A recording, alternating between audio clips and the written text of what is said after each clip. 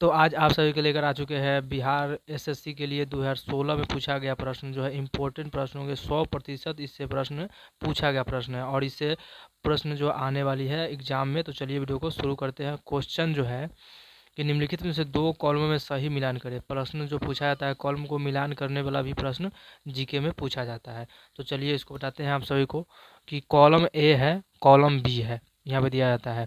तो ए का ऑप्शन मिला होता है इससे। तो बंदीपुर नेशनल पार्क यानी बंदीपुर नेशनल पार्क जो है वो कहाँ पे है? तो बंदीपुर नेशनल पार्क जो है वो कर्नाटक में अवस्थित है। कहाँ पे? कर्नाटक में अवस्थित है। उसके बाद आता है कि बुक्का टाइगर कहाँ पे है? तो बुक्का टाइगर जो है वो पश्चिम बंगाल में। कहाँ पे? पश्चिम बंगाल में बुक्का टाइगर जो है पश्चिम बंगाल में होता है।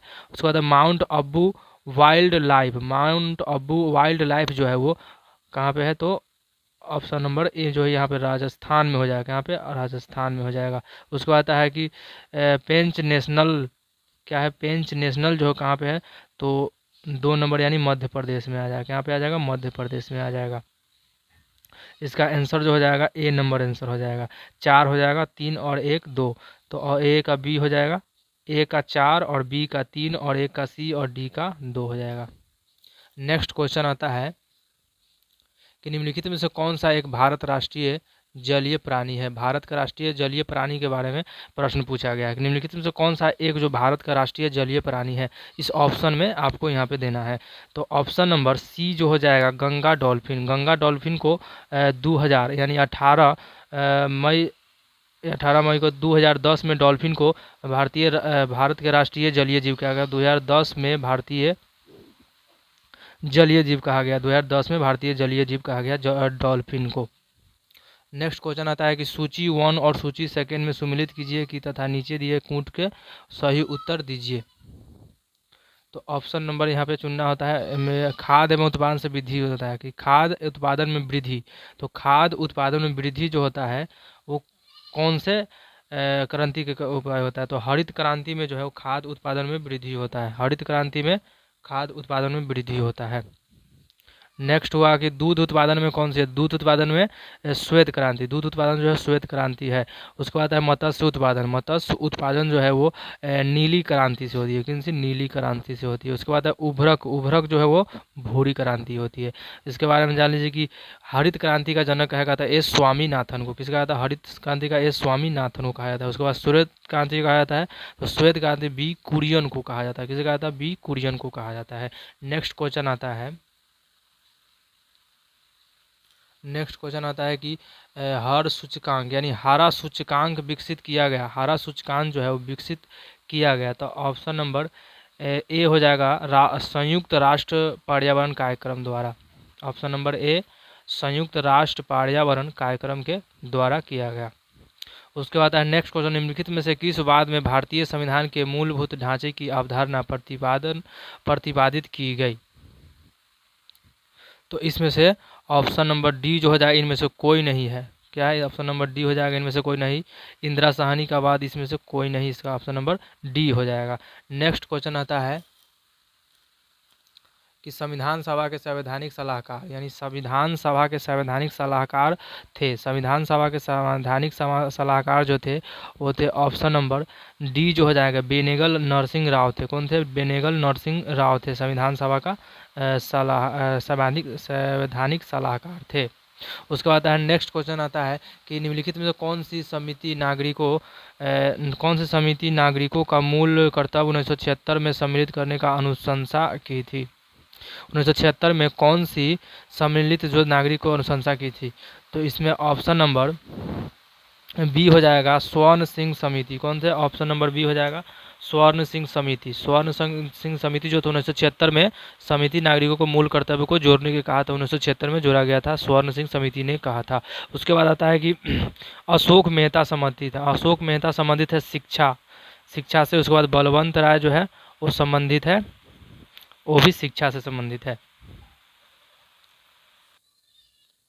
नेक्स्ट क्वेश्चन आता है कि सर्वोच्च न्यायालय का न्यायाधीश अपना पद त्याग कर सकता है। सर्वोच्च न्यायालय का न्यायाधीश जो है वो अपना पद त्याग कर सकता है पत्र लिखकर। किसको त्याग कर सकता है? तो ऑप्शन नंबर यहाँ पे हो जाएगा बी यानी राष्ट्रपति को अपना त्याग पत्र दे सकता है। किसको? तो राष्ट्रपति को अपना त्याग पत्र दे सकता है।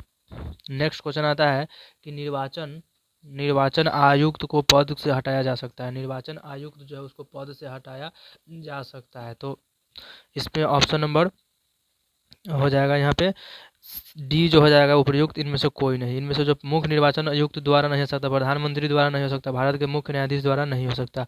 तो इसमें ऑप्शन नंबर डी जो है वो उपयुक्त इनमें से कोई नहीं हो सकता।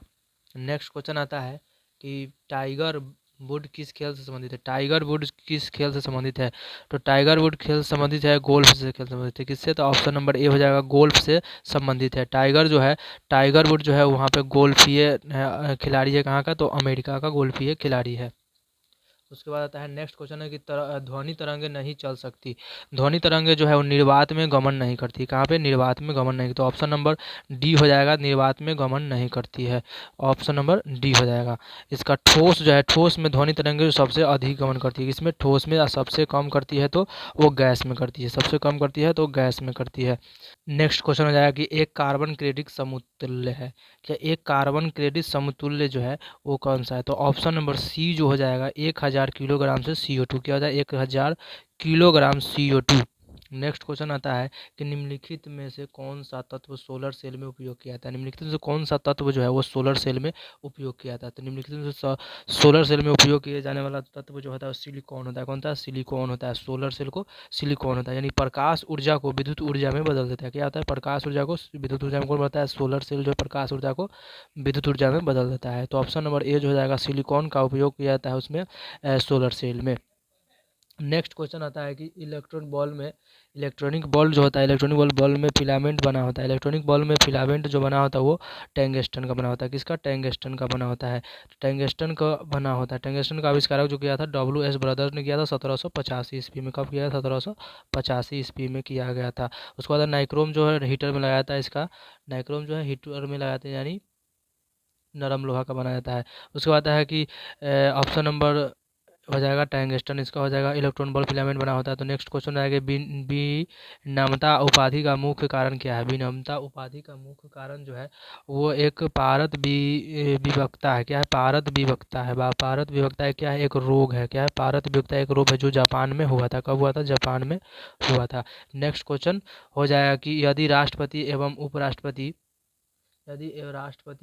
उपराष्ट्रपति अथवा उनकी मृत्यु कार्यकाल में हो जाती है तो कार्यकाल राष्ट्रपति कौन करे? यानी राष्ट्रपति चाहे उपराष्ट्रपति जो है तो अपनी कार्यकाल में उनकी मृत्यु हो जाती है तो वह राष्ट्रपति को कौन कार्यकाल में राष्ट्रपति कौन होगा, इसको पूछ रहा है। तो ऑप्शन नंबर बी जो हो जाएगा, सर्वोच्च न्यायालय के मुख्य न्यायाधीश को